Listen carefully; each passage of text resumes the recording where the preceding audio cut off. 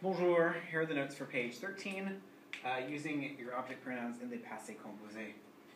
In the passé composé, direct object pronoun comes immediately before the helping verb avoir. So let's look at some examples. First, we do need to correct a typo. This should be ami with an E. Feminine friends. Okay, the first question, as-tu invité Marc? Did you invite Marc? So let's say oui. Je l'ai invité.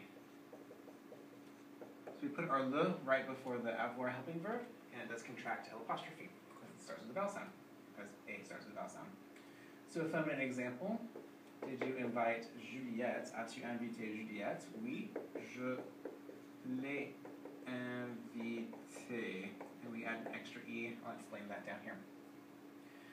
As-tu invité tes cousins? Did you invite your cousins? Cousins masculine here, but it's a plural object. So je les invités. And an example of feminine plural object. Did you invite your friends? Amis being girls. Oui, je les.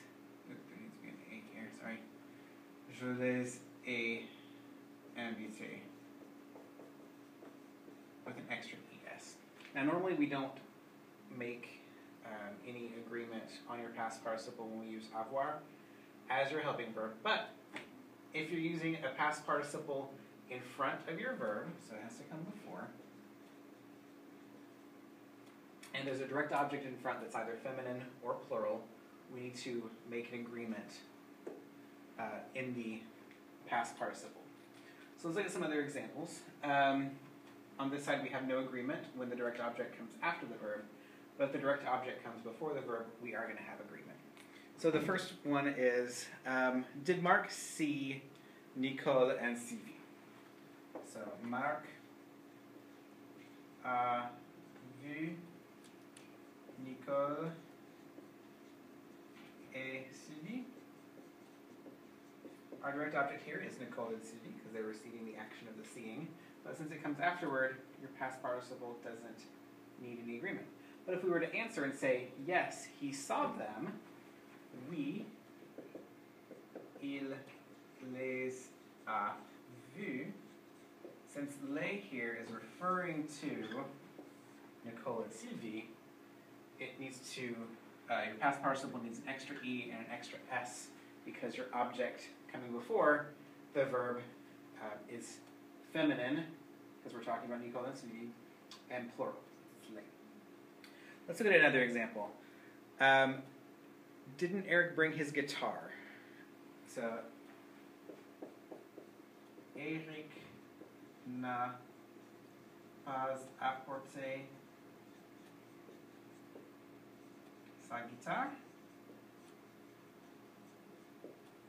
So Eric didn't bring his guitar. Since guitar comes afterward, we don't need to do anything to apporter. But if we said, no, he didn't bring it, non, il ne l'a pas apporté. With an extra E. Because the la that we added here refers to sa guitare. And since guitar is feminine, we need an extra E on your past participle. Okay? So let me erase all that and we'll scoot up.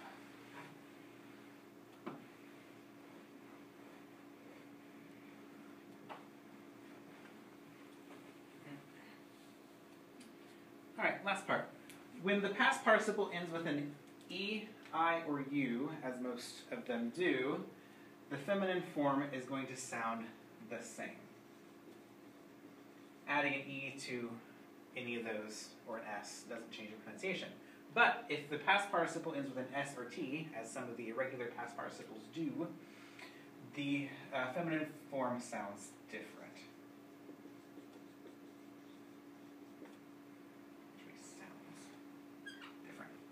So,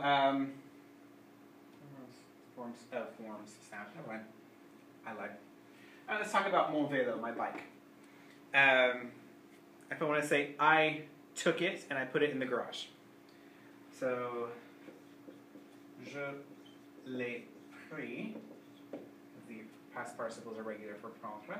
Since we're talking about my bike, mon vélo, it's masculine, so we don't need to do anything to that. And I put it in the garage.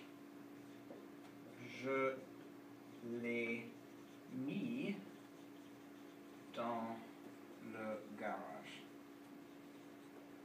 Again, since the le here is referring to mon vélo, my bike, it's masculine, we don't need to add anything to pris or mis.